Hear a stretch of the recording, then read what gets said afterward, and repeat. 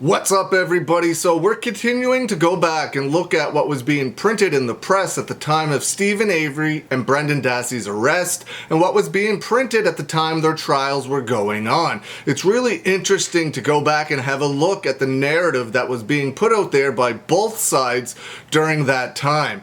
Now, we're gone back to May 3rd, 2006, and this is from the Madison Capital Times, and as always, I'll put them up on the screen for you so you can check them out. I've done a bunch of these videos so far. I will link the playlist in the description below so you can go have a view for yourself if you're interested in watching some of the older videos. Now, the headline of this one reads, "Judge enters not guilty pleas in Avery rape and murder case."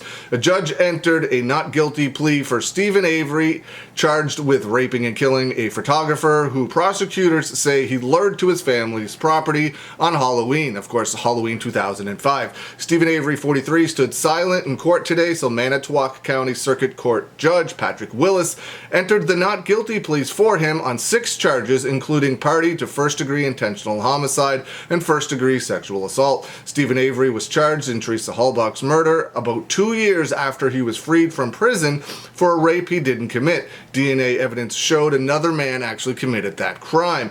Steven Avery's nephew, 16-year-old Brendan Dassey, also is charged in the case and was scheduled to appear at a hearing Thursday when his attorney will seek to dismiss statements authorities say made him implicating himself and his uncle. Steven Avery was charged with homicide, mutilation of a corpse, and possession of a firearm and a felon. In November, prosecutors added first-degree sexual assault, kidnapping, and false imprisonment in March. The homicide charges carries a mandatory life sentence. Wisconsin does not have the death penalty.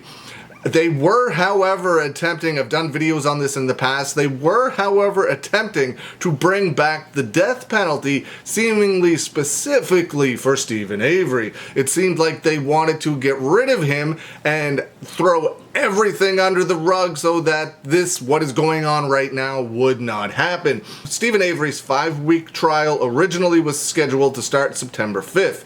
The judge today pushed the start date back to October 16th. Defense attorney Dean Strang had filed a motion seeking to adjourn the trial to 2007. On Tuesday, Strang appealed Willis's decision, denying Avery a preliminary hearing on 3 new charges filed in March.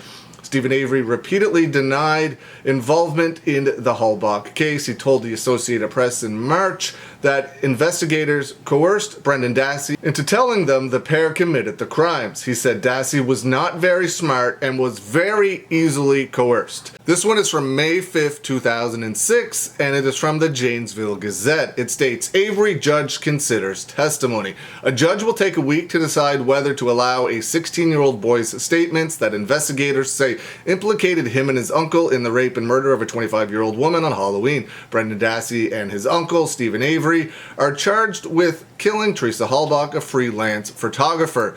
Now, this one goes into a little bit more detail on that same article. It is from the Madison, Wisconsin State Journal from May 5th, 2006. Shows a picture there of, it's a black and white, not a very good picture. I don't know if it was in the original article looked better, but this states Avery judge will decide on using boy's statement. The caption underneath the picture states Brendan Dassey is led out of the Manitowoc County Courthouse on Thursday following his motion hearing in Manitowoc.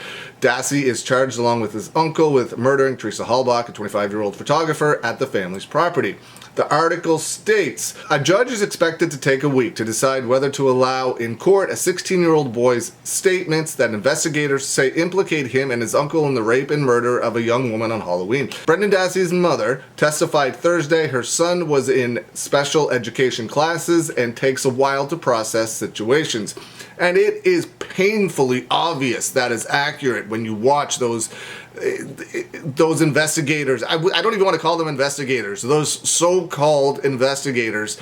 You can see that's painfully obvious while they're interrogating him that he's just trying to do what is asked of him and give them the answers they want to hear, and is just repeating back what has already been fed to him. Brendan is very slow. Brendan is a very slow learner, and I mean his grades are really, really bad, she said. Brendan Dassey's attorney says the judge should not allow the teen's statements because they were coerced. I mean, Anybody with eyes and ears can see that that is the case. In my opinion, anyway. Prosecutors say the statements were voluntary. They absolutely were not. Investigator Mark Weirgard of the Calumet County Sheriff's Department testified that Brendan Dassey understood the situation when he said he was involved in the death at the family's salvage lot. Man, I don't know how people like Mark Weirgard and Thomas Fassbender sleep at night, live with themselves after everything they did to Brendan Dassey. I don't know if either of those people have kids, but how would they feel if their child, their 16-year-old boy at the time with special needs, was in that situation? Do you think that they would have handled that situation the same? Absolutely not. Weirgard said Dassey was originally questioned as a witness after relatives told him the teen was losing weight, crying a lot, and had seen body parts in a bonfire. Weirgard said he and another investigator told Dassey he would feel better if he talked about the case. We knew he couldn't get through this until he admitted it to somebody. It had been bothering him, obviously, Mark Weirgard said.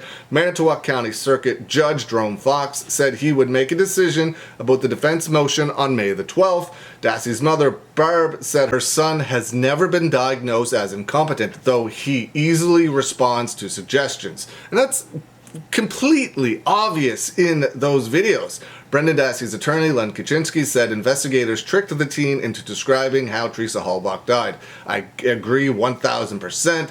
He said Brendan Dassey thought he would get leniency if he admitted his involvement. It's absolutely insane to me that anybody that watches those videotapes of Brendan Dassey being interrogated by Mark Weirgard and Thomas Fassbender, that they show that any of that was voluntary on Brendan Dassey's behalf. It's absolutely ridiculous what they did to that 16-year-old boy. Let me know what you think. Leave some comments below. I hope you're having a good day, and I will see you again soon.